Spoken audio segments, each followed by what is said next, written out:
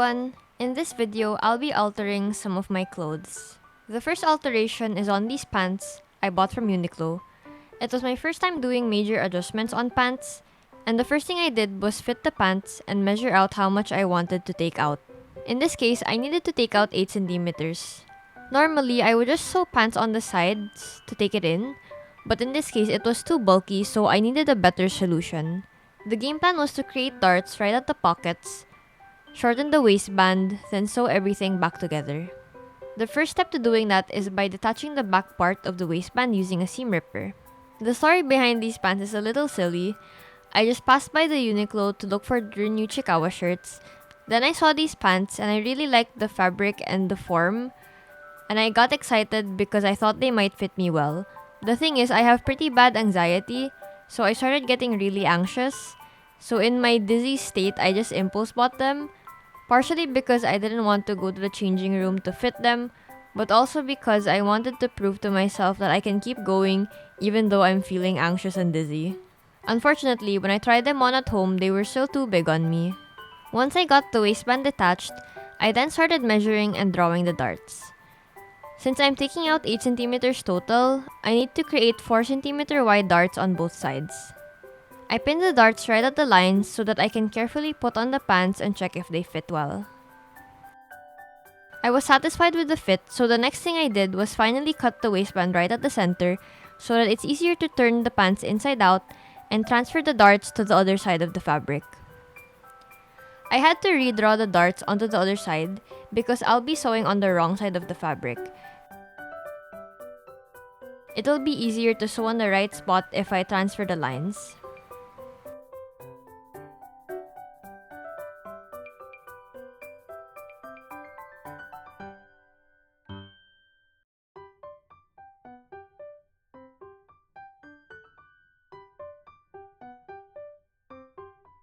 And I think I forgot to get footage of it, but I cut off 3 centimeters from both ends of the waistband. It's 3 centimeters because I used 1 centimeter for seam allowance, and in the end, I'd be taking out 4 centimeters from both sides.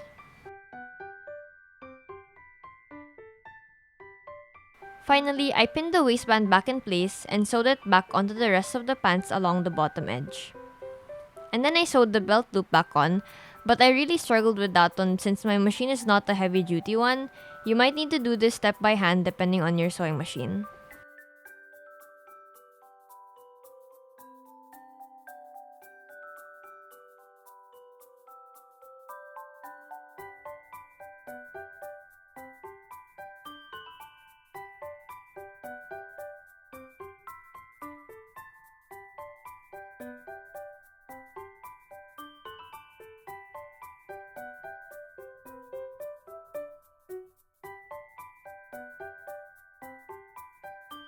And now the pants fit me a lot better, and I conquered another anxiety-inducing thing, which was cutting up brand new pants.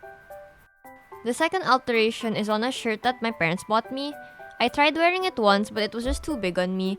I didn't really feel secure in it, like the sleeves could fall off at any time. My vision was to turn it into a baby doll style top.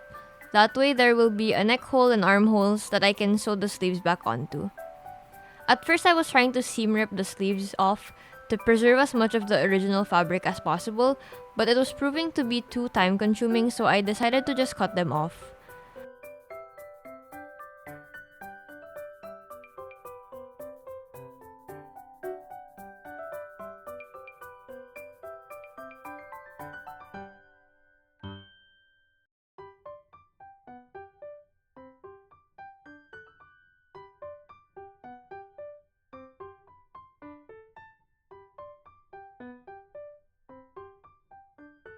I have a dress with a neckline that I really like and feel comfortable in already, so to create the patterns, I just traced it, then I roughly drew on a 1 centimeter allowance and cut the pattern out. I ironed all the fabric pieces flat to make it easier to work with. I cut out what would be the bottom half of the top. I ended up with a big ring of fabric which will have a circumference that is slightly larger than my pattern pieces. This circumference difference is what will create the ruffled style.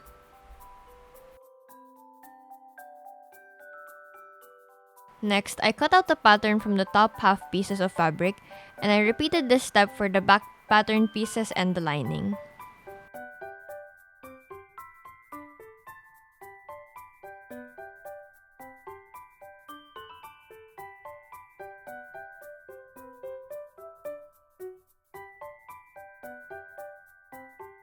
I ended up with 4 pieces of fabric.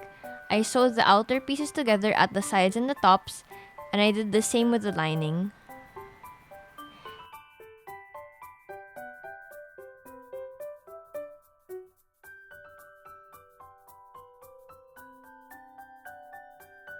Now I'm going to connect the top section with the bottom section, and for this step, I started with the outer fabric pieces. To create the ruffles for the bottom half, I sewed parallel lines along the top edge and then tugged at the bottom strings to create ruffles. There's a lot of other ways to create ruffles, but I do it this way. Once the ruffles were ruffled, I pinned it onto the top section and then just sewed like normal.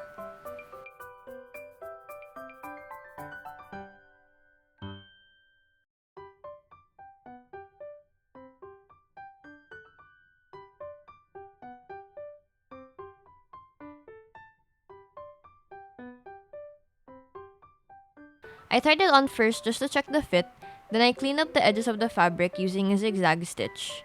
I do this to recreate the effect that a serger would have because I don't have a serger. I repeated all those steps with the lining fabric pieces.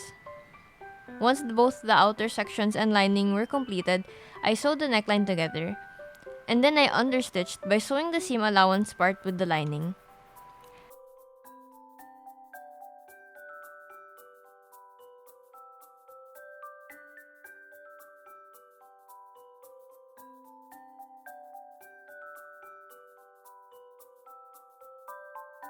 At this point, the only raw edge were the sleeves, so my final step was to connect the original sleeves with the rest of my top.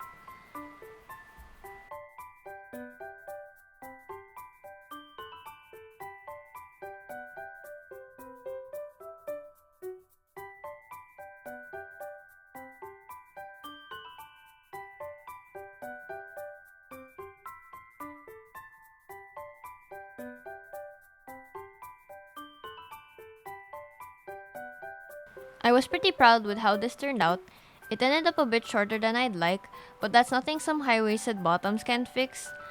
I liked it so much that I even wore it on my trip to Japan, and I'm glad I didn't give this away since I really like the dot pattern, and I was able to turn it into something I'll actually like to wear. Thanks for watching.